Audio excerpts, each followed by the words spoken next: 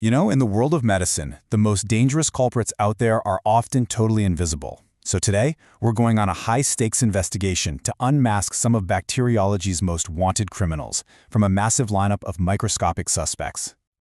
So that's the big question, right? How do you catch a microscopic killer? Well, where an infection strikes, doctors and scientists, they basically have to become detectives. They can't just look for a face in a crowd. They have to use these incredibly specialized techniques to unmask the perpetrator and stop them in their tracks.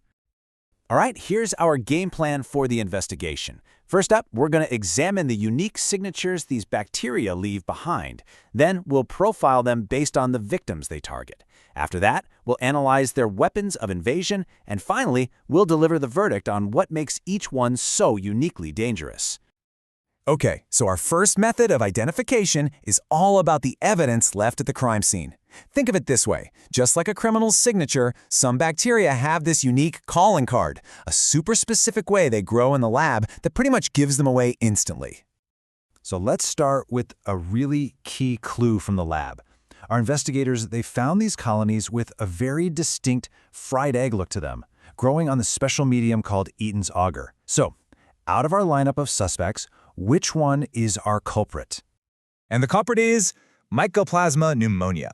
Now, the reason for this signature look is actually fascinating. See, it grows really slowly, and it doesn't have the rigid cell wall that most bacteria do. And that's what causes it to form this unmistakable fried egg pattern. It's this unique trait that makes it a prime suspect in cases of atypical pneumonia, especially when you see it in young adults. Of course, a crucial part of any investigation is ruling out the wrong suspects. In this slide, it perfectly lays out their alibis. Chlamydia, for instance, won't grow on lab agar at all. It has to be inside a cell.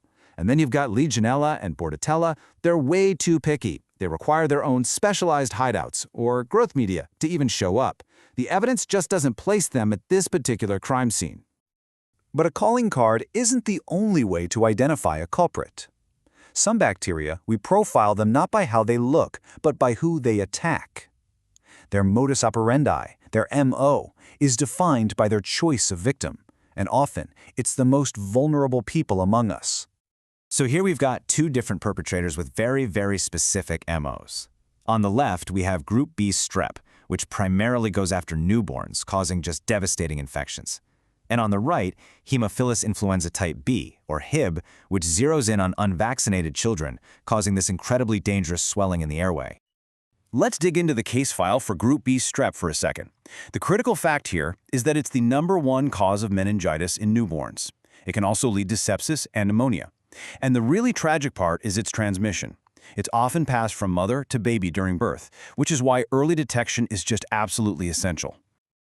Now for some good news. The story of Haemophilus influenza type B is just a massive public health success story.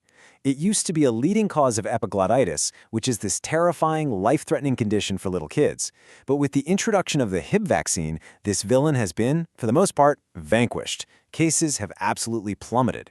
It's just a powerful reminder of how our detective work can lead to real prevention. Okay, for our next stage of the investigation, we're moving beyond the calling cards and the victim profiles to examine the criminal's gear. We're talking about their virulence factors, the specific weapons in their lethal toolkit that make them so incredibly dangerous.